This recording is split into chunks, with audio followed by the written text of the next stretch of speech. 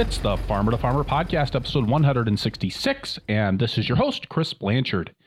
Mike Yolo raises 14 acres of organic olives, cut flowers, and a variety of tree fruits, as well as the occasional vegetable crop at Yolo Press near Davis, California. With his wife, Diane, Yolo Press creates olive oil and a variety of value-added products that are sold with the cut flowers through independent grocers and farmers markets in Davis. Yolo Press has provided a living for Mike and Diane since 1986. We dig into the development of Yolo Press's crop mix and markets, and how they develop to accommodate farmer labor and to provide a good living for Mike and Diane. Mike provides all of the production labor on the farm, so we discuss the hows and the whys of making that work, as well as the economics of the farm business and the value-added products. Mike is also the author of the recently published Fruitful Labor, the Ecology, Economy, and Practice of a Family Farm. The Farmer to Farmer podcast is generously supported by BCS America. BCS two-wheel tractors are versatile, maneuverable in tight spaces, lightweight for less compaction, and easy to maintain and repair on the farm. Gear-driven and built to last for decades of dependable service, bcsamerica.com. And by High Mowing Organic Seeds, the first independently owned, farm-based seed company, proudly serving professional organic growers with a full line of 100% certified organic and non-GMO project-verified vegetable, herb, flower, and cover crop seeds. HighMowingSeeds.com/farmer-to-farmer. And by Vermont Compost Company, founded by organic crop growing professionals committed to meeting the need for high-quality composts and compost-based living soil mixes for certified organic plant production. VermontCompost.com. Mike Madison, welcome to the Farmer to Farmer podcast. Thanks for inviting me. So glad you could join us today. I would like to start off by having you tell us about Yolo Press, where you guys are located, what you're growing, and how you're marketing it. Sure. So let me set the scene a little bit.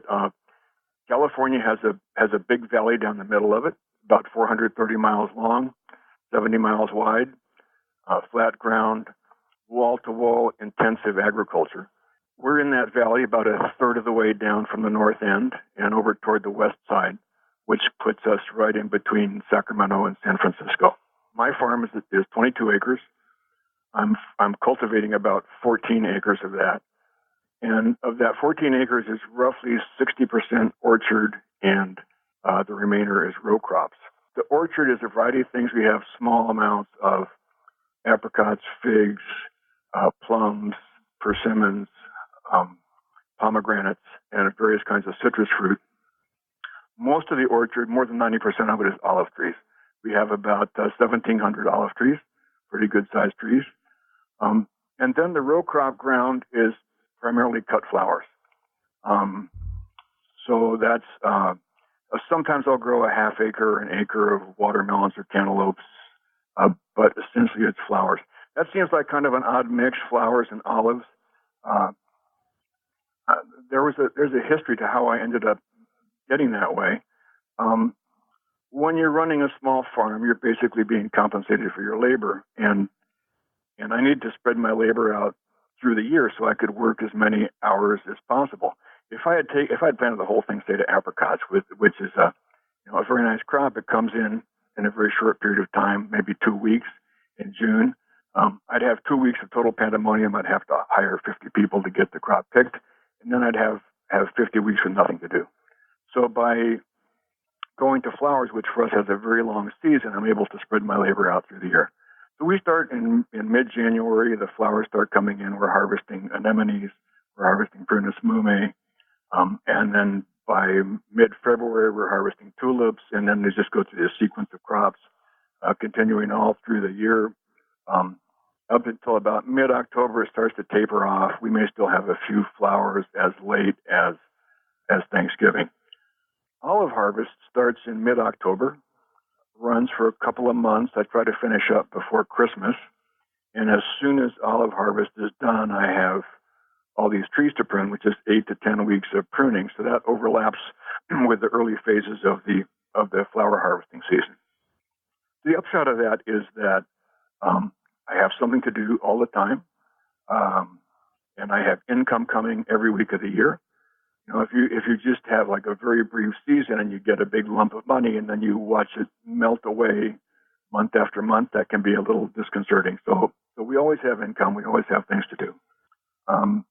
Our sales are about 15% to two independent supermarkets and about 85% to our local small town farmers market, which is 7 miles from the farm. The market is twice a week, Wednesday nights and Saturday mornings, 52 weeks a year. It never shuts down. This isn't Minnesota where in October you can pack up the Buick and go down to Florida for a couple months. We pretty much farm every single day of the year, which has its advantages and disadvantages. The advantage is it's very productive agriculture. The disadvantage is we never get a day off. Yeah, so that's more or less the nature of. I didn't start out with that as a plan. I started out to be a flower grower, and part of the reason I went in that direction was that our intent was to sell in our local farmers market, and there were already a bunch of very competent vegetable growers in that market. They had beautiful stuff. They knew exactly what they were doing. That was going to be a very competitive scene, and the same was true for fruits and nuts. There are pistachio growers and walnut growers and all the citrus people and apricot people and people growing apples. And all those people were on top of it. But flowers were more or less an empty niche. It was mostly a little side hustle for vegetable growers, and typically they were doing a poor job with it. In my case, my father was a flower grower. I had studied floriculture. I had worked in a botanical garden. I had a pretty good idea of what I was doing, and I thought I can come in here and dominate that niche right out of the gate, and that's more or less what happened. So that was the flower scene, but we still had that empty couple of months in October, November, December, into January when there wasn't much going on with the flowers, and so the olives fit into that very nicely. So you started farming. I mean, this isn't a recent undertaking for you. No, we started in 1986 at this location, so we're into it for 32 years now. And when you talk about planting the olives with the intention of the olive harvest fitting in with your flower harvest season, was that something where you were very intentional about that, or did you just happen to stumble on, oh, look, the olives that we planted happened to be harvested in October, November, and December?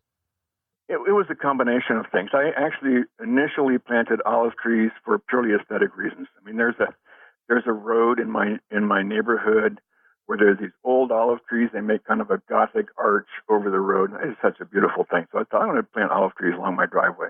And then somehow that kind of got me going in that direction initially before I actually had a coherent business plan about it. But also when I was looking at crops that I could grow, I made a list of every possible thing I could grow. And I looked at a bunch of issues. I wanted crops that did not require bees for pollination. Bees are expensive to rent, and they have various problems with them. I wanted crops that were drought tolerant because my water supply is very expensive, and there are years when water may not be available. And so I went down this list of stuff. I actually found the most profitable thing I could grow was Christmas trees, and I wouldn't do it. I thought that's like an insult to this soil. And my topsoil is 300 feet thick. I'm not going to spend it growing Christmas trees. But olives fit in very nicely. It's wind pollinated. It's very drought tolerant. I could skip irrigation altogether. The trees might sulk a little bit, but it really wouldn't make a big difference.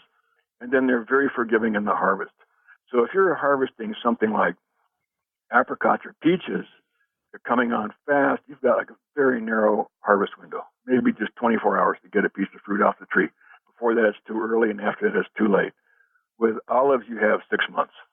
So we start harvesting in October. Some people start even in September, and we could still be harvesting in March if we were so inclined. So that's a very permissive aspect of that crop. How does one harvest an olive tree? Well, the way I harvest, I don't use ladders. So initially we were using ladders, and I find the ladders are dangerous and they're inefficient. So I said, okay, I'm going to organize things here to do no ladders. We spread nets on the ground, and I basically just use big panels of 60% shade cloth. And then early in the season, when the fruit's green, it doesn't want to come off the tree, it's hanging on tight. I'm essentially pulling it off with my hands onto the nets, and then moving it into small ventilated boxes. Later in the season, as the fruit's starting to get ripe, it comes off the tree more easily. The fruit's turned black now. It's forming an abscission layer at the base of the fruit. At that point, I harvest the trees by spanking them with a stick.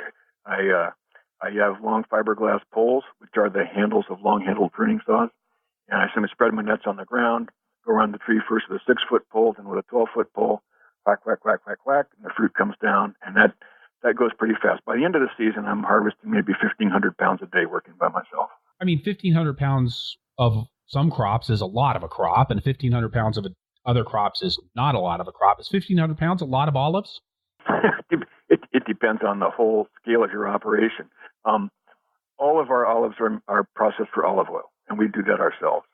And the deal with processing olives for oil is that they're pretty fragile. They need to be processed right away, because as soon as you harvest the fruit, it gets a little banged up, and it starts to oxidize. Things start to happen. You're going to start to lose quality of the oil. So essentially, I harvest olives during the day, and then after dinner, I run them through the mill to get the olive oil out same day. And then the waste material, which gets pumped into a big tank, is just spread back into the orchard. And so through that harvesting season, October, November, December, I'm essentially accumulating olive oil day by day. And how much olive oil do you get out of 1,500 pounds of olives? It's variable. It depends on the variety of olives. It depends on how mature they are, and it depends quite a bit on the weather, because if there's been a lot of rain and the fruit sucked up a bunch of water, that's going to decrease the proportion of oil. If the weather's been dry and the fruit's even a little bit shrivelly, then they'll have a very high content of oil. But typically we aim for somewhere around 35 gallons per ton. How much of your business comes from the olive oil side of things, and how much of it comes from the cut flower side of things? Here, let me add a little corollary to the whole olive oil story. So, unlike wine, which improves with age, olive oil only is going to go downhill. It's at its best when it's fresh.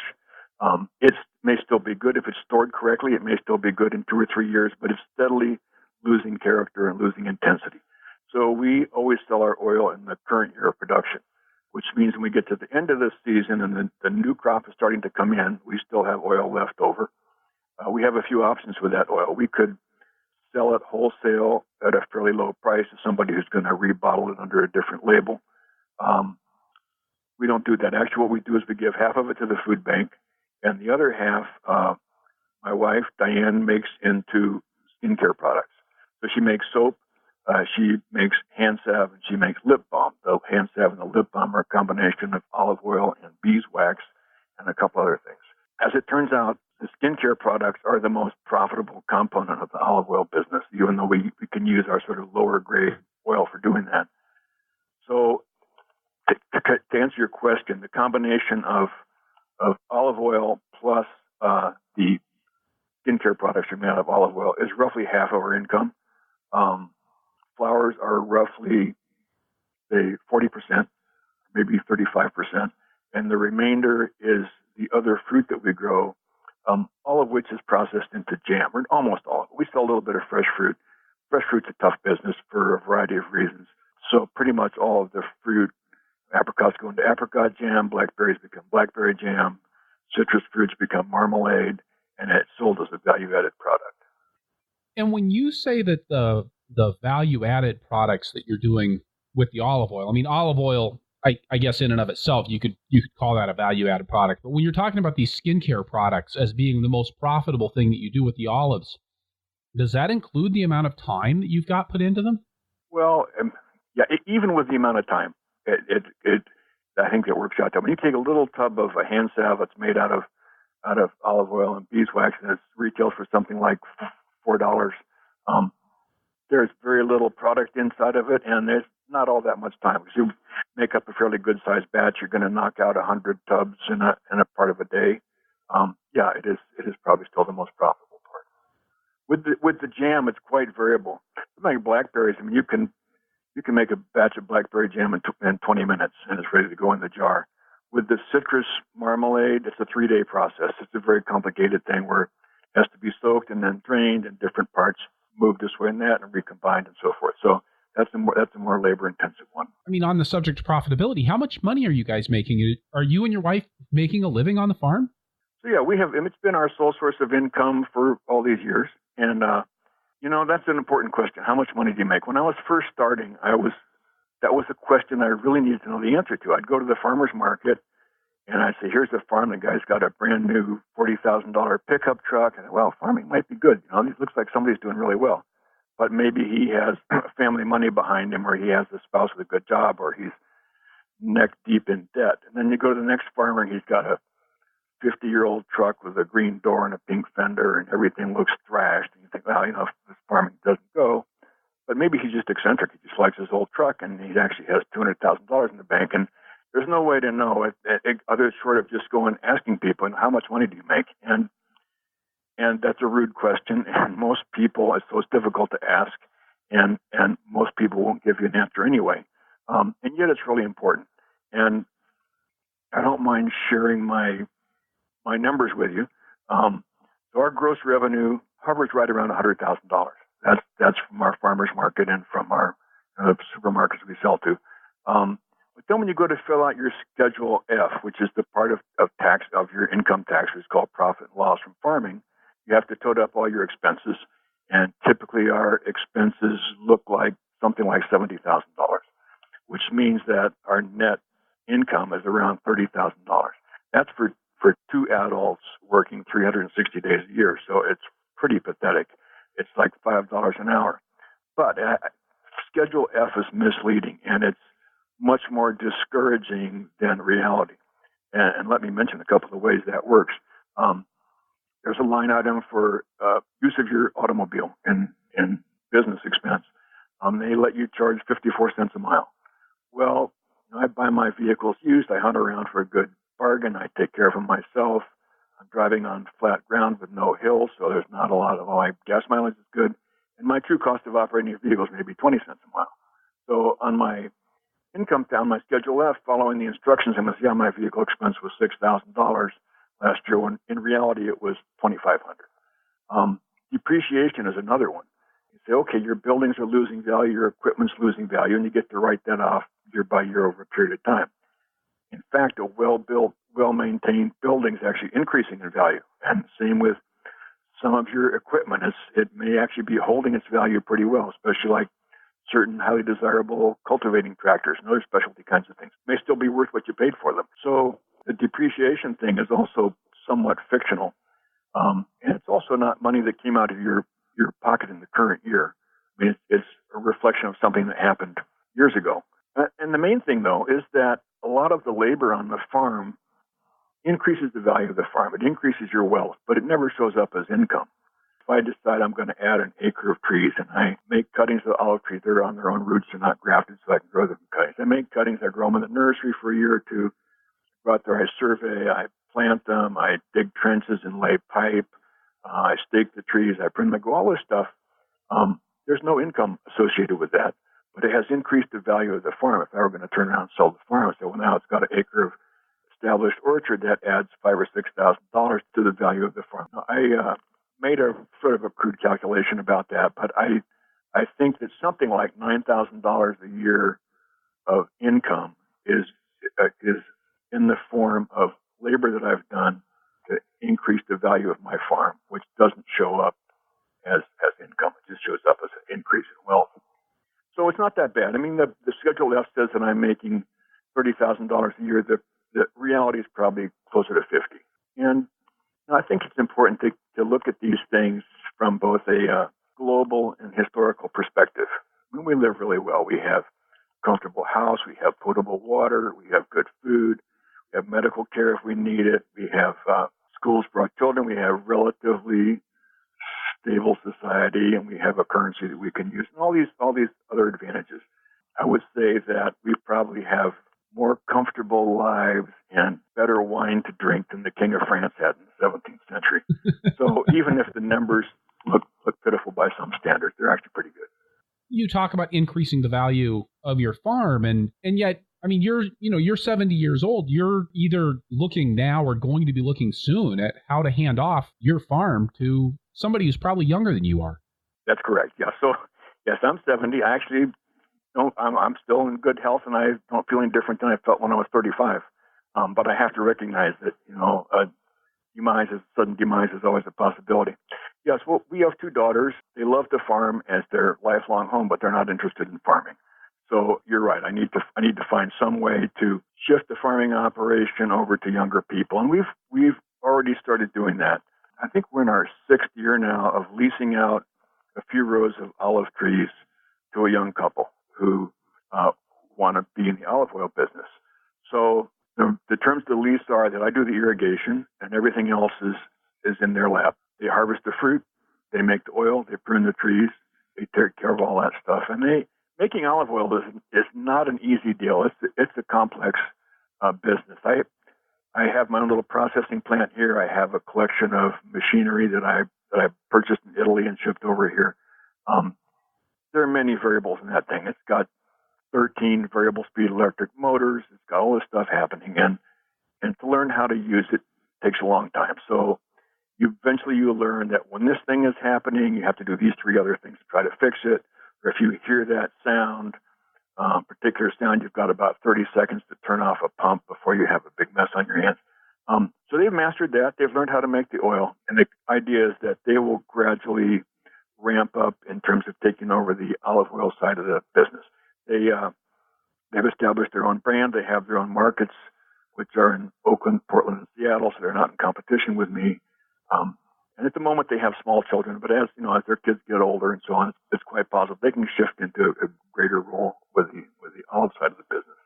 And then on the open ground, just starting on January 1st, I leased out 2 acres to a young woman who's a competent farmer who grows Asian vegetables on contract for a Korean restaurant in San Francisco. This is actually a great business model for a small farmer because she's an employee of the restaurant, so she gets a paycheck and she gets health care. And she grows all these vegetables, whatever it is that the restaurant thinks they need. But in terms of carrying risk, it's the restaurant that carries all the risk.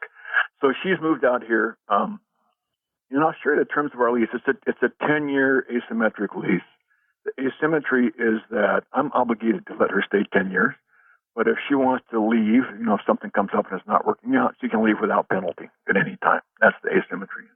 The lease amount for 2 acres is $1,500 a year. Now, for that, she gets the use of the land. She gets her irrigation water, which is probably worth $600 or $700, and she gets the use of all my equipment. So, if she wants to use tractors, implements, tools, workshop, any of that kind of stuff, it's available to her. And that's great for a starting farmer because she doesn't have to put up all that capital to go out and purchase a tractor and a bunch of implements to go with it. She had to put up a hoop house. That was basically her only capital expense. So that's a good relationship, and it has the potential that she can gradually expand. Now, whether she wants to deal with the flower business or not is still up in the air. I have a lot of perennial crops. I have an acre of peonies out here. I've got a bunch of other kinds of things that would be ashamed to plow them down in order to plant cabbages, but that's still unresolved. You talked, when we were talking about profitability on the farm, about the value that you were adding through your labor year over year over year. Is that value that you expect that you're going to get back out of the farm in the transition models that you're talking about? No. So, we don't intend to ever, that would show up as a capital gain if I sold the farm. Well, I'm not going to sell the farm. So, we intend to hold it as a long-term family asset, and who knows, maybe my grandkids will want to farm it. So no, without selling the farm, the only way I would sort of reap the increased value of the farm is because I would be able to charge a higher rent for the lease. But my sympathies are actually with these young farmers who are starting out, and I set my leasehold terms pretty low. And there's an issue that comes up here is that you might wonder, why did the young vegetable grower choose to lease land rather than purchase it? In this area, farmland is very expensive. If you're buying a big parcel, you could get it for $30,000 an acre. So that means 100 acres is $3 million. A small parcel, the per acre price is going to be higher. So that, for example, right now there's a 20-acre piece down the road from me. It's listed at $1.1 million. Well, no farmer is going to buy that. I mean, the farmland has just been, the price of it has been totally put out of reach of beginning farmers. And there's a reason for that. It's partly because United States farmland is seen as a global investment opportunity. There's Chinese money, there's Saudi Arabian money, there's German money looking to buy up farmland in the United States. So far, it's been mostly in California, Oregon, Illinois, and Iowa, but it's spreading throughout the country. And that has two results. It drives up the price of farmland, which puts it out of reach for a lot of people. It also makes a lot of land available for lease. And my advice to the young farmers who I'm coaching in my area is don't think about buying a farm, because the farm that you can afford to buy is 40 miles down a dirt road up in the hills. It's class 3 stony ground, and you're too far away from your markets. You're going to be a truck driver half time and a farmer half time. And yes, soils can be improved. They're resilient. You can do great things with class 3 soil over a period of decades, but it's a heartbreaking way to farm. You're much better off to seek out a long-term lease of really good land close to your markets. Those two things, good land close to your markets, and then long-term lease. Her lease is 10 years, but a lot of land in my neighborhood has 30-year leases. And that's typically because the tenant wants to plant an orchard. So if you're going to put big expense into planting pistachios or walnuts or something like that, you want to be certain that you're going to be able to reap the benefits of that investment. And so a 30-year lease typically will be written into the deed so that if the property is sold, the lease remains intact. And that's my advice to the young farmers in this area anyway, is that try to find a long-term lease, asymmetric lease that gives you an escape clause for really good soil, class 1 soil, close to your markets. And yeah, it's actually not so much an economic problem, it's a psychological problem, because people think I really want to own my own farm. That's a deep fundamental instinct, and I certainly felt that way. And yet it doesn't make economic sense, and you have to sort of revise your thinking and say, well, if I have the use of this piece of land for 20 years or 30 years, it's my farm. My name's not written down in a big book in the recorder's office. It doesn't really matter. And of course, when you bought your land in 1986, that whole land price situation was completely different than it is now. It was. Yeah, I paid $4,000 an acre, which seemed like a high price and a bit of a stretch for us.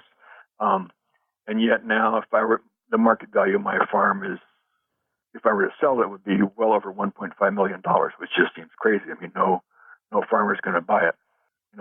Who would buy it would be a wealthy couple, both professionals who want to build a mansion in the country and keep a horse.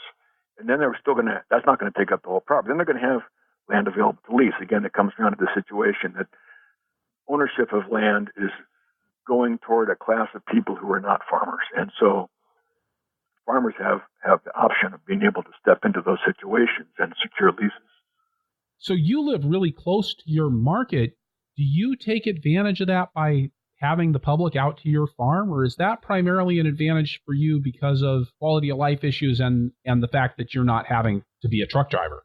Yeah, we do have people come out to the farm from time to time, although we discourage it because people love to waste your time. I mean, there are people who come out and they'll want to talk for 5 hours and be shown everything, and we're pretty busy, so we mostly avoid that. But yeah, it is primarily our closeness to our markets.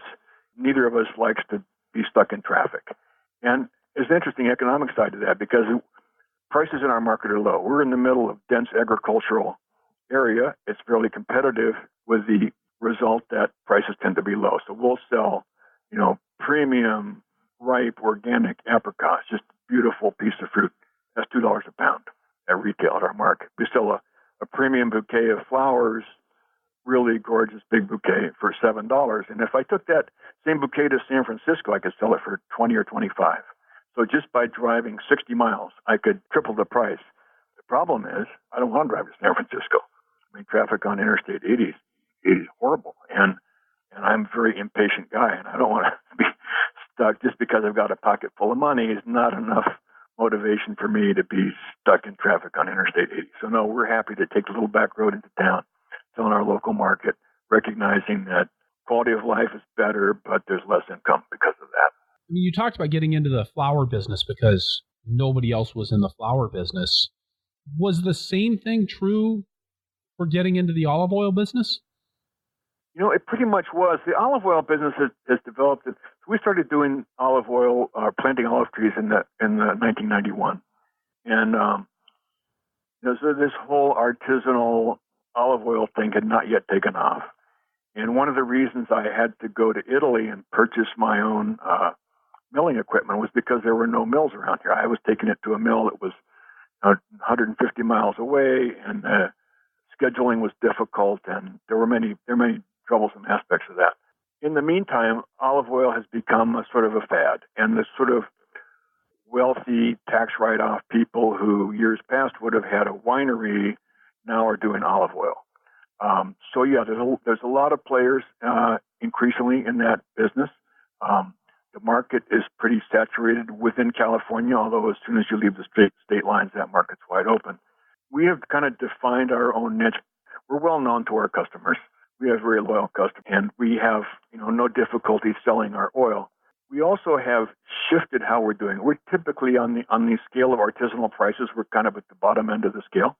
We're typically low-priced farmers, and that's a whole conversation in itself.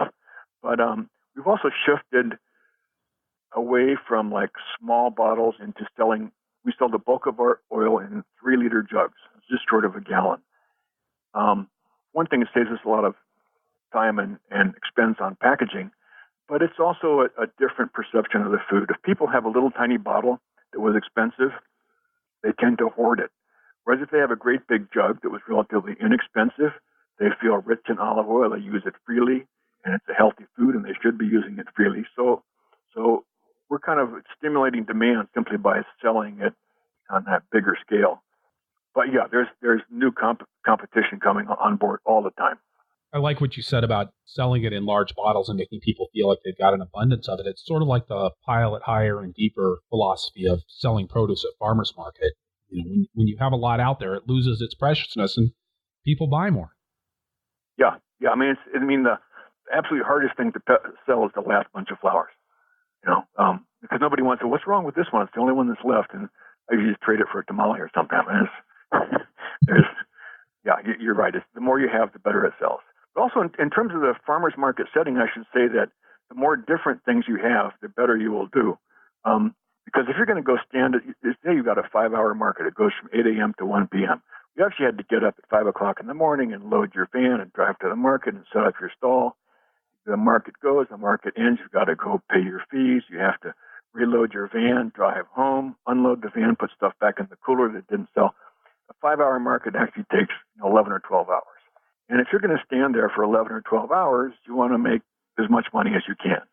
So like a typical market this time of year, my wife goes to the market and maybe she will sell $800 worth of tulips and $600 worth of olive oil and $300 worth of jam and $200 worth of skincare products and $100 worth of fresh kumquats, which we're harvesting right now. She could have gone, if we were just doing flowers, we could have gone to the market and sold $800 worth of flowers. $800 is nothing to spit at. It's good money, but it's not as good as $2,100 or whatever the total thing was. So the more different things you have and the greater the depth of your display, as long as you're putting in all that time, you might as well sell as much as you can. In California, is direct marketed olive oil? Well, I'm sure it is now because, like you said, there's this whole artisanal thing going on around olive oil here in 2018 that wasn't the case back in the 1990s. But was it something that was difficult to sell at a farmer's market when you first put it out on display? Because I can imagine, for me, and I'm a Midwesterner now, I buy olive oil in the grocery store. That's where you get it. You don't get olive oil at a farmer's market. Did you run into that when you guys started selling the olive oil? A little bit. I mean, there had already been such strong promotion of the Mediterranean diet as a heart-healthy diet, and olive oil was one of the bases of that. So there was a receptive public there, but basically we had to educate people about what's good olive oil and what's not good olive oil. You go to your supermarket and you buy a bottle of Star or Carapelli or one of those things. It's mostly rancid, refined olive oil. It was a 5-year-old oil that somebody bought up cheap in Tunisia, and they steam distilled it and extracted it with solvents and bottled it up and sent it to the United States. There's a lot of really crummy olive oil out there in the stores, and so good olive oil, fresh olive oil, It should be flavorful. It should have certain kinds of flavor profiles to it and so on. So we did lots of tasting, lots of education, and we still do lots of education. That's an important part. I mean, we've educated a large part of our regular clientele, but we're still all the time spreading the word, talking about it. What's good oil? What's not? What's bad oil? Olive oil is light sensitive. Don't buy it in a clear bottle. It should be in either in a can or in dark glass, and on and on. Early on, so I joined various groups of olive oil producers, and one of them once made the comment, said, we hope someday to be competitors, but for the time being, we're colleagues, and our joint job is to educate the public. And that's kind of where we were and where we still are to some degree. Now, you said that there was a lot to talk about with regards to your pricing philosophy. Talk to me about your pricing philosophy. Well, we tend to be at the bottom end of pricing, and especially with things like olive oil, there are a lot of vendors, a lot of artisanal producers who will say, okay, I'm going to enter my product in all these different competitions and win a bunch of gold medals. And winning a gold medal is about as easy as getting a trophy in AYSO soccer. There's not much to it. And then I'm going to advertise on social media. I'm going to hype my product really hard. I'm going to get a really premium price for it. That whole scene just kind of wearies me. I don't really want to take part in it. But also, if you have a high price, you're essentially cutting out people who aren't wealthy from your customer base. And we're very much concerned about, there are poor people in our community, and I think they ought to be able to have olive oil just as much as anybody else. What I'd love to be able to do is to give it to the poorer people and charge a medium price to medium people and charge a high price to the rich people. But of course, there's no way you can do that. But typically, we're setting our prices on the low end of the spectrum because we're concerned about who our customer base is, and because we're not particularly ambitious to be wealthy. I mean, there's a concept which has kind of disappeared from our society, which is the concept of enough. Like, how much is enough stuff? How much is enough money? Well, our concept of enough is pretty low. I don't need to drive a Tesla. My 20-year-old Honda serves me very well. And so I'm actually not all that interested in the money side of the thing. That's not the primary business that I'm involved in farming. The other thing is that because we're old, our concept of the value of money was fixed somewhere back about 1960, and we're clearly out of date. When I look at young people, they think a $5 bill is a throwaway item. And to me, a $5 bill still has some value. So we're just out of touch with the times. We haven't our concept of value of money hasn't kept up with inflation. Now, when you talk about the production that you're doing, this combination of perennial fruit trees, obviously perennial olive trees, and then the annual flowers and occasional annual vegetables, that actually strikes me as being something that, a lot of people are talking about now with this idea of a permaculture setup on your farm. Is that a philosophy that you're following? Does that resonate with what you're doing in your operation? Yes and no. So, often if you look at the permacultural literature, they will have trees with the understory of herbaceous plants, either perennial or annual, that kind of thing. And we started out, we set up the farm with alley cropping. That was my original intention. So I would have a row of trees every 40 or 50 feet, and I'd be growing annual crops in between. And that was a failure. And the reason it was a failure was primarily because of sparrows, but other birds and rodents that are herbivores that are sort of timid animals. They want to stay close to dense cover, so they can flee very quickly if a hawk comes overhead or if a coyote comes around the corner. So by doing alley cropping, everything I was growing was essentially a field edge because there was always a tree 25 feet away. And the result was I had this intense predation on any kind of seedling I was trying to get out of the ground. So eventually we recognized that as a failure. We ripped out a whole lot of stuff. We reconfigured the ground so that I basically have an orchard area and I have an open ground area. So I can protect some of the stuff in the middle of the open ground from that kind of predation.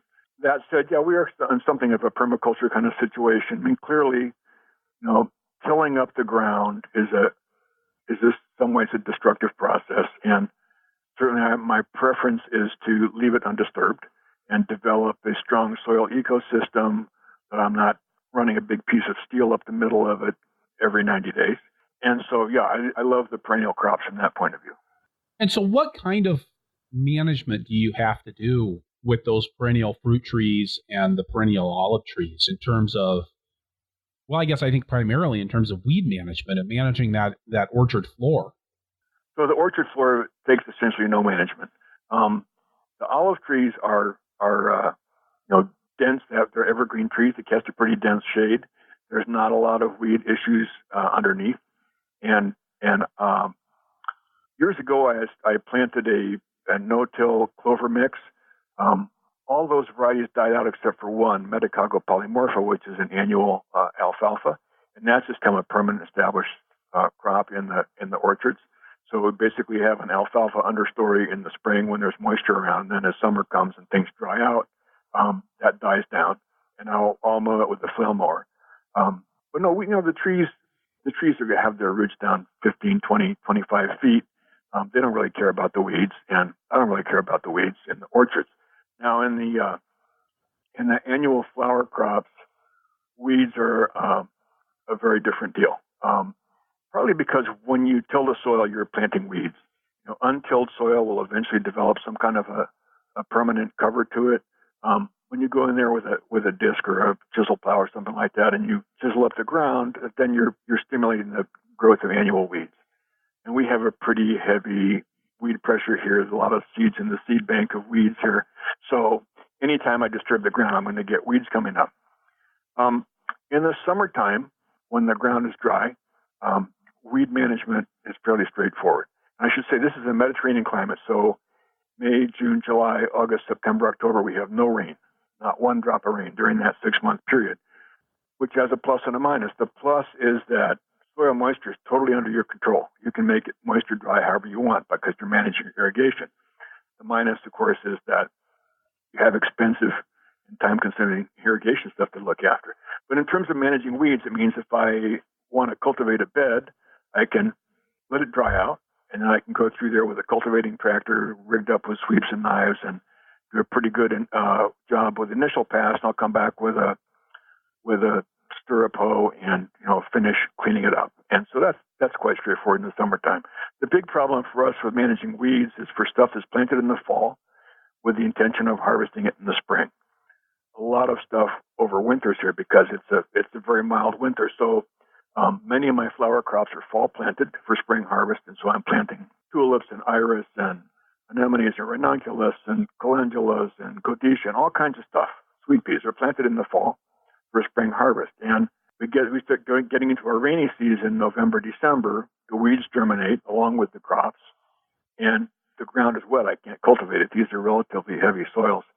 I can't get out there, and you can't cultivate mud, and so I do a little hand weeding. I try to stay on top of it, but sometimes, and maybe we'll get a little dry interval in the middle of December, somewhere in there. I can sneak out and do some quick cultivating with a tractor, but generally I'm forbidden to do that because of the condition of the soil. So I hand weed some stuff, but in reality, a bunch of it gets away from me. And I used to regard this as just it was an unfortunate accident this year. I never got around to weeding the calendulas, and they just got overrun with weeds. And finally, I thought, I'm just going to mow this crop so I don't have to look at it anymore because it's so pathetic. But I realized that since this been happening every year for 30 years, that it's not an accident, it's actually a policy. And I could describe the policy as overplanting with the expectation of abandoning a whole bunch of stuff because it got away with weeds. And you could think, okay, why don't you apply some thought to that and figure out which things you abandon and stop growing those, or maybe stop growing so much of things. Part of the problem with that is every year is different, and some years one crop thrives and others don't, and then another year the lineup's going to be different. So I don't want to abandon a particular crop just because it had 2 or 3 bad years, because in the 4th year it might come in there and save the day. One crop I've been thinking about lately is sweet peas. We plant sweet peas in October. They're a lovely crop. They're fragrant, lovely things, but they're fussy. They require trellising. So we used to pound in posts and set up trellis work for the sweet peas to climb up, and that was a nuisance and an expense. And then at the end of the season, you have this big tangled mess. You got to take it all down again.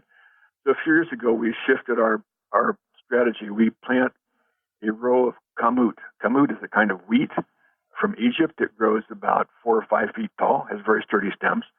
And then parallel parallel to that and about a foot or 16 inches away, I planted a row of sweet peas. The idea is that the sweet peas will use the commute as their trellis, and they'll grow up that. And then at the end of the season, I can just mow the whole thing, and I don't have to mess around with taking down trellising. That actually works pretty well, although for the last, I'd say 5 years in a row, we've had a poor crop of sweet peas because it's gotten overrun with weeds, and I just haven't gotten to it. And I'm thinking, maybe this is the crop I should stop growing.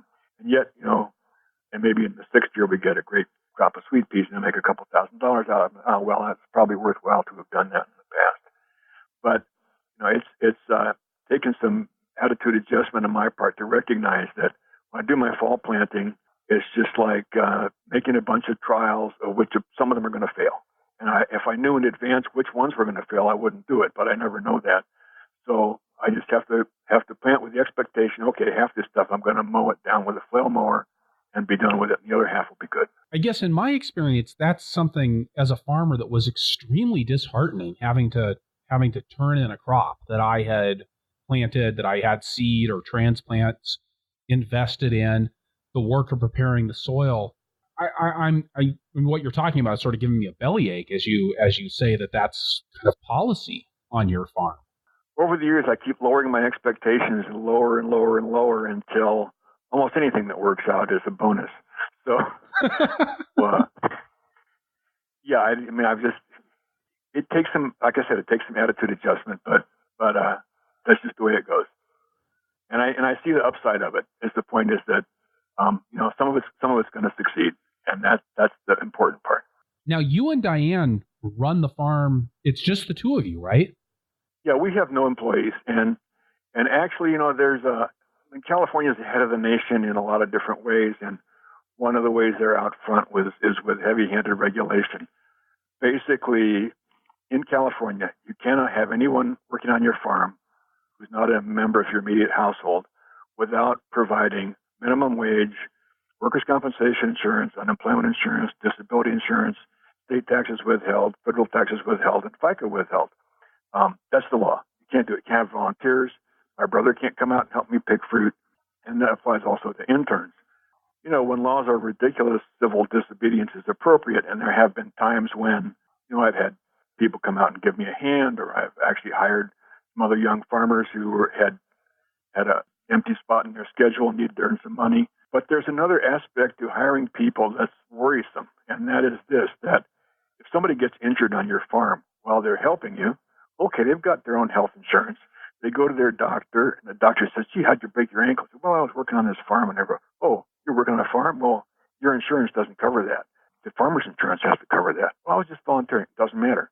And so somebody gets injured on your farm. This is true all across the country. It's just this outrageously horrible healthcare system we have, is that even though they're paying their $1,000 a month for their health insurance, if they were injured on your farm, then you're the one who's responsible.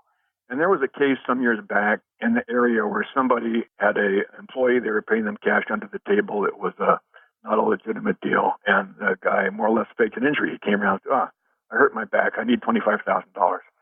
And so the farmer went to his attorney and said, what should I do? And the attorney said, give him the $25,000. That's your only choice. And that's kind of cast a chill on the whole underground labor market situation. But it is, this is a worry for getting people on the farm. But the other side of that is that I actually like to work alone. I mean, I enjoy my solitude, and I sing while I work, and I'm a very focused worker. I don't have a phone. I don't have an iPod. I just bear down and work hard. And so, yeah, I don't necessarily want to have other people around the place anyway. With that, we're going to stop here, take a break, get a quick word from a couple of sponsors, and then we'll be right back with Mike Madison from Yolo Press in Solano County, California. The Farmer to Farmer podcast is brought to you by BCS America. A BCS two-wheel tractor is the only power equipment a market gardener will need, with a PTO-driven attachments like rototillers, flail mowers, power harrows, rotary plows, snow throwers, log splitters, and more. You name it, you can probably run it with a versatile BCS two-wheel tractor.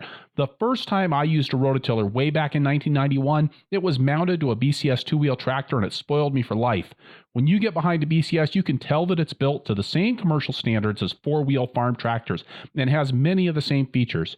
I have used other tillers and mowers, and I spent most of the time when I was using them thinking about how much easier it would be with a BCS. Check out bcsamerica.com to see the full lineup of tractors and attachments, plus videos of BCS in action. The podcast is also brought to you by High Mowing Organic Seeds. When your livelihood depends on the quality of your seeds, be confident in your investment. When you grow organically, you need to know that your seeds were selected to perform in organic conditions. High Mowing offers professional quality seeds grown by organic farmers for organic farmers. Visit High Mowing online to request a free copy of their 2018 seed catalog, read about the company's mission, and browse over 700 organic varieties, including tried and true market standards, all new high-performance hybrids, and beloved heirlooms. Use the code F2F Seeds when you purchase online, or mention the code when you call to receive a 10% discount on purchases of $100 or more. Visit highmowingseeds.com/farmer-to-farmer or call 866-735-4454 to get started. All right, and we're back with Mike Madison from Yolo Press. Mike, I wanted to talk a little bit more about the flower production that you're doing. How many acres of flowers do you have? So at the moment, now that I've leased out part of my open ground, I'm running around 4 acres. That's a lot of flowers. It's a lot of flowers. I do not do it as densely as is possible. I've gone to some of this very expensive flower growing ground over on the California coast, where every square inch, I mean, even the median strip up a road has flowers growing in it. They're so densely using their land. I'm a little more widely spaced than that. And for example, I plant all my beds, whatever I'm growing, are planted 2 rows, 17 inches apart. And the reason I do that is because I have a cultivating tractor that's rigged up to cultivate 2 rows that are 17 inches apart.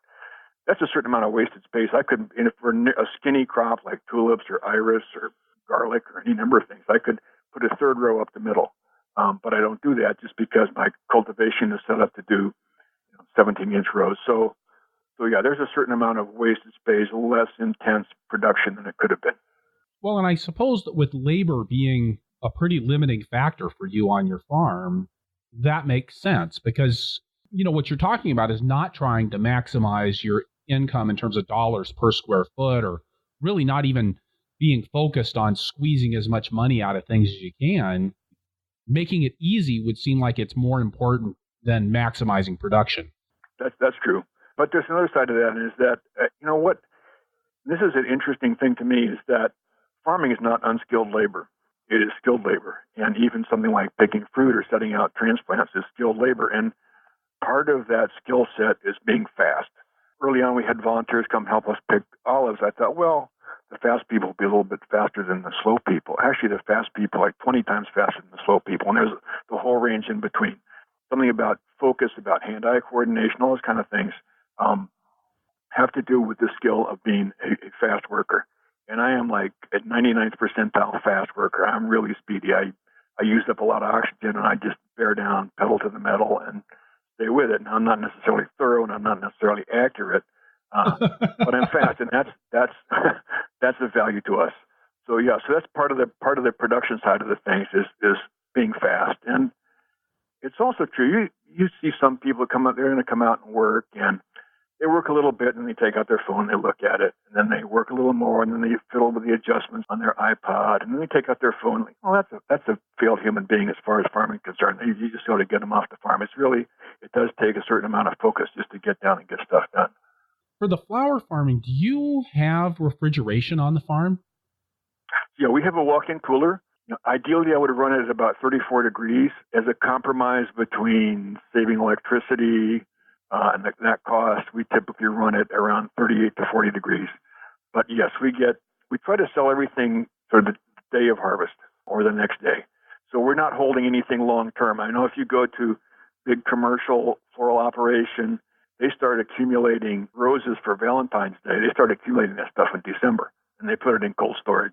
And that's why often, holiday flowers that came from the supermarket don't last very well because they've already been in storage for quite a long time. We tend to move stuff out, very quickly. Part of being able to make that work is being able to, drop stuff off at one of our wholesale situations And we have a lot of tulips coming. We just finished up tulip harvesting season. So tulips start in mid-February. We finish them up toward the end of March. Well, tulips can come in pretty fast. We have various places we can take them in addition to our farmers markets, or we can hold them in the cooler. So that stuff's always pretty fresh. On the tulips, I might say one other thing about tulips. I always used to plant my tulips, and I typically plant between 10 and 20,000 tulip bulbs every fall. We treat them as annuals. It's not cold enough here to establish tulips as a perennial crop, and our soil is so full of western pocket gophers that they will have eaten 2/3 of the tulips by the end of the year anyway, eating the bulbs. So we treat them as annuals. I always used to plant them on my hands and knees, get out there in December, which is when we get them. It's not cold enough here, so we have the tulip bulbs put in cold storage. So we don't get them until December. By the time we get them in December, they've already experienced winter in cold storage in a big facility up in Oregon. I used to plant them on my hands and knees one at a time. This last year, I bought a potato planting machine made by a little outfit in Wyoming, U.S. Small Farm Equipment. Lovely machine. They rigged it up for me, some different sprockets to make the spacing more appropriate for tulips than it is for potatoes. And I was able to plant 10,000 tulips in 90 minutes. That was talking about making life easy and fast. That was something I should have done 30 years ago. I farmed in the desert for a couple of years. I remember what pocket gophers could do to a crop and just how quickly. And you're talking about having a large population of those. That must be hard on just about everything that you're growing. It is. They'll even take out. I think the discouraging thing about pocket gophers is that they're essentially committing vandalism. They like to eat the junction of the stem with the root, that particular part of the plant. And so they'll take out a 5-year-old tree. They'll go in there, they'll chew it right at that spot. They'll knock over a great big plant. They'll chew a sunflower right at the base. If they were going to eat the whole thing, I'd say, okay, fair's fair, live and let live, let them eat it. But they don't. They go down the row, they kill each plant by taking a little bite or two right at the base of the stem, and then they go on to the next plant. So that's discouraging.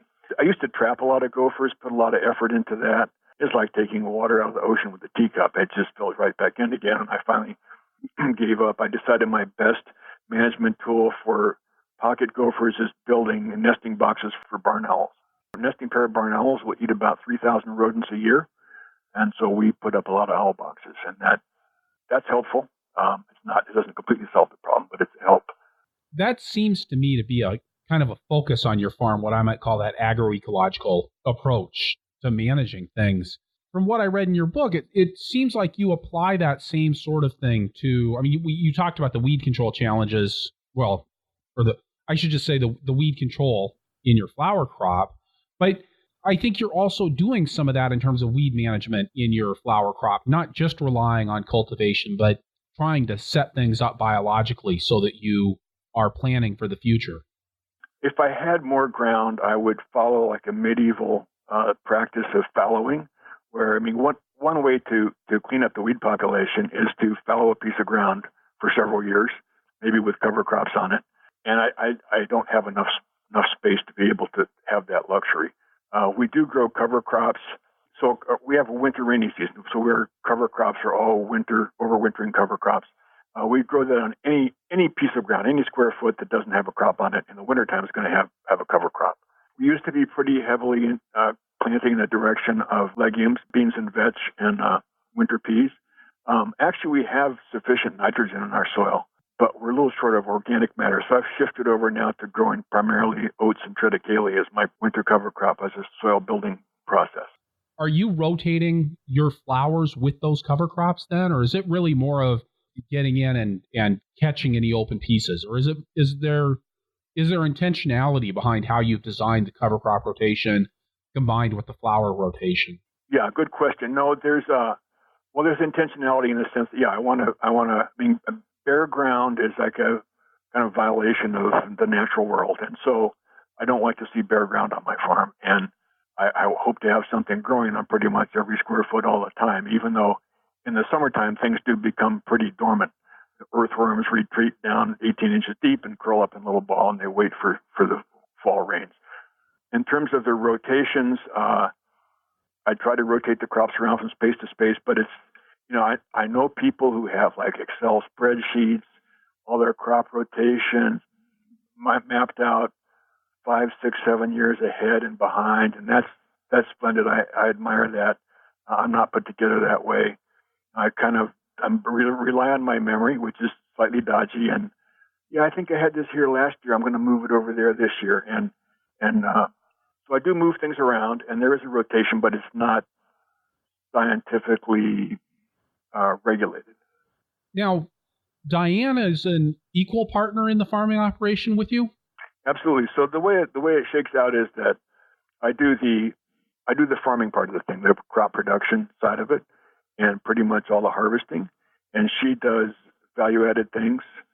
She makes all the jam. She makes the skincare products, and she does most of the sales, which is great. She has, a social person, great charming personality. I'm not social. I don't have a charming personality, so it's great. She can do the sales, make a good team, and I can be out here, mucking around producing the crops. So do you guys do farmers market together, or? So I do the Wednesday night market, which is a fairly mediocre side of market in the sense that we don't sell a whole lot of stuff. People don't buy flowers in the middle of the week. They buy flowers on the weekend because that's when they do their entertaining and marrying and that kind of thing. And the Wednesday night market has a different feel to it. There's like usually a band and a beer garden and food vendors. And so it's more of a party with a farmer's market on the side, whereas the Saturday market's a serious market. It's a much bigger market, has many more vendors. So she does the Saturday market. I do the Wednesday market. And then she takes care of all the other sales delivery to the supermarkets and that kind of thing. Does she do all of the value-added stuff? Well, I run the olive oil mill to make the olive oil. So she makes the jam. She makes the skincare products. And she deals with all the business side of the thing. So like ordering. Our biggest expense on our farm is packaging. That's one side of the value-added stuff. We spend we have pallets and pallets and pallets of bottles and jugs and jars and labels and lids, and all this stuff needs labels, and it has to be compliant with a bunch of different regulations, and she takes care of all that stuff. So the big brown truck of happiness comes down our driveway at least 3 times a week to drop stuff off, and that's pretty much her doing. And that is a very time-consuming thing. On my farm, we didn't do value-added stuff per se, but we did a lot of packaging of our products, and it did take a shocking amount of time just to make sure that you had the inventory that you needed when you needed it. Right. I think it happened with us is that when we first started doing olive oil, I got 5,000 labels printed up, and then I had to throw them away because I had failed to comply with all the labeling regulations. For example, you have to say 500 milliliters and 16.9 fluid ounces. Both the metric and the English style measurements have to be on the label, and there has to be a 24-hour contact information if there were some food security issue with your product. They need to be, all this kind of stuff has to be on labels, and it's before you print up labels, it's a good idea to check that out with the various authorities who regulate that.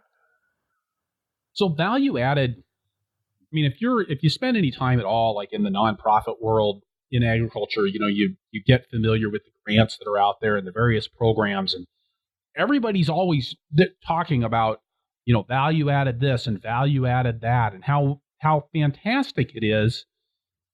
Is it something that you look around and go, why aren't other farmers doing this? It is to some extent. Let me share with you a piece of information that I just find fascinating. The principal row crop in my district is tomatoes for processing. They go to a cannery, and 1,000-acre tomato fields, one after another. You may not be accustomed to seeing tomatoes in that kind of scale, but that's what it is here. The farmer works up the soil, builds his beds, plants his crop. These are all transplants, irrigates it, fertilizes it, manages the pests, harvests it, puts it on a truck, takes it to a cannery, and at the cannery, the price paid last year was 3.5 cents per pound. That's 3.5 cents a pound for ripe tomatoes. It's just unimaginably how low that price is. And you go to the store and you buy a can of tomatoes and it's 99 cents. It's pretty obvious that the money being made in our food system is being made in processing and distribution. It's not being made in farming. And given that situation, if you're a farmer, why not capture some of the downstream profit? So for me, with olives, I can sell a ton of olives to a packer for $600 a ton. But if I take the oil out and sell the oil instead, I'm getting $3,000 for that ton of olives instead of $600. And same with the jam. Like we grow apricots. Apricots just a superb fruit. It's aromatic, it's fragrant, it's luscious, it's delicious, and it's really fragile. And so we'll pack a shallow single layer box, and just getting it 7 miles to the market, a bunch of that fruit's going to get bruised. And not only that, but when our apricots come in June, everybody else's apricots come in June. And so you go to the market and there's 12 farmers selling apricots, and there's too much fruit in the market. And so it's a very competitive situation. Our price that we get for organic premium apricots, fresh apricots, is $2 a pound at the market. And there's a bunch of shrink that goes with that. You could take half a pound of apricots, okay, that's $1 worth of apricots, put them in a big copper pot with some sugar and some lemon juice and make apricot jam and put it in a 9-ounce jar, and that's worth $7. So you've gained two things. You've gained value, but you've also turned a really perishable product into a non-perishable product. Instead of having a 24-hour window to sell that fruit, you now have a year to sell it. That's very compelling. That's very compelling for taking, making value-added products out of at least part of your produce. And it seems to me that there's a huge empty niche for vegetable growers, and that is pickled vegetables. Pickled green beans, pickled okra, pickled cauliflower, pickled carrots, pickled cucumbers, all this stuff. I mean, there's tremendous demand. People love that stuff. There's demand for it. And I see very little of it in the farmers markets that I go to. You can either do a sort of a shortcut where you're basically taking, vinegar and salt and garlic or something to make your pickles, or you can do a genuine fermentation with lactobacillus, and you get that great, lactic acid taste from those pickles. Now, there is a caution that goes along with that, and it's this, that the health authorities consider pickled vegetables to be low-acid foods, which are potentially a source of a food poisoning or some kind of infectious problems. And so they're highly regulated. And if you're going to get involved in making pickles, you're going to become involved also with the health authorities in your region. Now, a few states have cottage laws. You might be able to do this on a small scale in your kitchen. But generally, if you want to step up and do this in a serious way, there's a bunch of issues that go along with that. On our farm, we have a dedicated food processing plant. It's a separate building. It's not big. It's 1,100 square feet. In fact, it's much too small. We have our olive oil press in there, and we have our jam kitchen in there. And that building is licensed by the California Department of Public Health. Well, they have a bunch of requirements. They want to see drains in the floor. They want to see rubber baseboards. They want to see shatterproof light bulbs. They've got a list of stuff. And their requirements are not unreasonable, but you need to check with those before you build the building so you don't build something wrong and have to redo it. Well, they charge us a fee. We pay, to get our license, we pay the Department of Public Health $450 a year. And there's a $100 surcharge because it's organic. Then we pay the California Department of Agriculture our organic registration. We have to pay an extra $50 a year to register as a processor as well as a producer. And then our organic certification. So the certifying agency requires us to have two certs, one as a producer and one as a processor. So the processor cert costs $300 and some a year. So basically, we're looking at something like $900 a year in permits in order to be able to operate our little facility where we do our value-added products. That's going to set a lower boundary on how much stuff you produce. Because if you're only making 450 jars of pickles, you'd be paying $2 a jar just for the permit. It doesn't make any economic sense. You're going to have to jump in with both feet and get right up, get your production up right away to 3,000, 4,000, 5,000 jars a year anyway, just to dilute the permit cost. So as a strategy to going into that business, I would say, get your recipes really figured out, get your packaging figured out, get your labeling. Make sure you have a supplier who you can call up and get a pallet of glass if things are going fast and you're running out of glass for packaging, all that kind of stuff. All that should be ready and in place before you actually jump in and start doing that. Other thing is on the question of packaging. Packaging is, if you're going to do a packaged product, you're going to do a value-added product, typically it's going to be packaged. It's going to be, it might be a dried something in a bag, but it still has to have a label on it. Anything processed has to have a label on it. Packaging is really important. and people respond to packaging. And you need to go out, and you don't just get your high school kid to fiddle around their computer and make a label for you. You need to go hire a graphic designer. You need to have really good packaging. It's very important in selling stuff. Even though our kids are skilled at that kind of thing, we hired a graphic designer to set up our initial labels. So the soap is packaged in like a little fiber. The soap is beautiful. It's made in molds rather than being cut from a brick. So it has lovely design on it. And it's packaged in a beautiful little fiberboard recyclable box. It has a hole in it so you can look in and see the soap through the box. And it's got a very nice label on it. And that bar soap sells for $6. Of course, the soap in itself has some value, but many people are going to buy this to give it as a gift. So packaging is very important in that kinds of thing. I mean, you're not only adding value by your labor, but you're also adding value by your artistic judgment and your knowledge. Like just like having a good recipe for making your jam or whatever it is. That's part of the value add. It's not just the labor, but it's also the information. All right, with that, we're going to turn to our lightning round. First, we're going to get a quick word from one more sponsor. Perennial support for the Farmer to Farmer podcast is provided by Vermont Compost Company, makers of Fort V and Fort Light potting mixes. Vermont compost potting soils are a really special product. I used Vermont Compost Fort V as a blocking mix and potting soil for over 12 years on my farm. We grew great transplants with it. I mean, really great transplants year after year after year. And at a time in the organic movement when we're seeing more and more companies jumping on the bandwagon, Vermont Compost is a reminder of the art and the craft of making potting soil. They mix an incredible diversity of ingredients into the compost that forms the basis of their potting soil, incorporating many kinds of manures along with plant materials and food waste to foster structure and aeration in the compost, something that really carries over into the potting soil. One thing I have always appreciated about Vermont Compost is their ability to put out a consistent product year after year, and in something that's subject to as many variables as market farming, it's nice to have something you can count on. VermontCompost.com. Mike, what's your favorite tool on the farm? Yeah, well, if I counted every last screwdriver and wrench, I probably have more than 1,000 tools, and I cherish every one of them. So to choose a favorite is not so easy. I would say, by way of a preamble, that tools that you should be using all the time are an oil can and a grease gun. Lubricate. It's really critical. For failures of farm equipment, farm tools, farm machinery, almost always have some component of failed lubrication in them. So those should be tools that you always use. But in terms of picking a favorite tool, I'm going to say it's an inexpensive little pruning saw, tri-bevel pruning saw. This is a small saw, weighs less than a pound. It's kind of in the shape of an arc, and the handle continues the line of the blade. In the history of saws, there's basically two styles of saws. There's the Western saws and the Eastern saws. So the Western saws, which date from Roman times and which were in Europe and in North America, there's a metal blade. It's got teeth on one edge, and the teeth are bent outward, so typically alternating left and right. And the idea behind that is that with the teeth being bent outward, you cut a slot or a curve which is wider than the thickness of the blade, so that the blade doesn't get stuck with a lot of friction in the cut as you're going along. The other style of saw, which originated in Japan, is called a tri-bevel saw. There's no set to the teeth. The teeth are not bent outward. Instead, each tooth has 3 bevels on it, which constitute the cutting edges.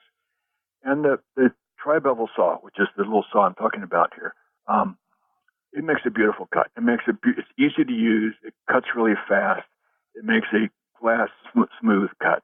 Now there's some very fancy tri-bevel saws that will cost several $100s. Handmade saws, the blade is thinner at the top, so there's less friction. I do not buy those. I buy an expensive Corona bevel saw. It costs about $25. The reason, aside from the fact that the saw is just a pleasure to use, the reason I prefer that saw is it makes a very clean cut. And when you're pruning a tree, you're wounding the tree. And wound is a problem. It needs to heal. And if it's a ragged cut, moisture will get into it, dust will get into it, spores will get into it. You're risking some kind of infection of the tree. So the smoother the cut, the better it's going to heal. And a chainsaw is probably the worst. Even with a brand new chainsaw is going to make a ragged cut. So I typically, unless it's a branch, it's like I'm taking out a trunk that's 10 inches diameter or something like that, I'll use the small tri-bevel saw. Do you have a preferred source for your tri-bevel saws? They're pretty widely available anymore. I think I just get it at my local independent hardware store, but I think even some of the big box stores may carry those. If you examine the saws closely, you'll learn to recognize. It'll be pretty obvious what's a traditional Western saw with the set teeth. It only has one sharp cutting edge, and what's a tri-bevel saw that has 3 bevels on it. Incidentally, it's almost impossible to sharpen a tri-bevel saw. So once one's getting old, just throw it away and get a new one. What is Diane's farming superpower? Well, I'd say there's 2 answers to that. She's certainly great at customer relationships. I mean, her cognitive map includes 8,000 people and all their children and all their names and who they are, and so she's great talking to people, and she's also a great jam maker. Those 2 things are big pluses. Do you have a favorite crop to grow? Every crop is my favorite crop on the first day of harvest. So, here it's the second week of February. Tulips start to come in. Tulips! What a great crop! My favorite crop. They're beautiful. They're elegant. They're people love them. They're profitable. They're easy to grow. Tulips are great. Then we start harvesting tulips like twice a day, 7 days a week. By the time I get to day 35, I'm thinking, man, I'm so sick of these tulips. I hope I never see a tulip again. And then peonies come in. Okay, now peonies are my favorite crop for a day. And finally, if you could go back in time and tell your beginning farmer self one thing, what would it be? I would say go out and buy a really nice notebook, bound book, acid-free archival paper, no lines on, just blank pages, nice thick paper. And buy a good fountain pen, like an Amiki Falcon or something like that, and a bottle of India ink, and write stuff down. I'm not talking about writing down trivial stuff like, I spent 30 minutes hoeing the cabbage patch today, but important stuff. So let me give you a couple examples. Years ago, I planted 4 trees of white nectarines. There's 4 different varieties.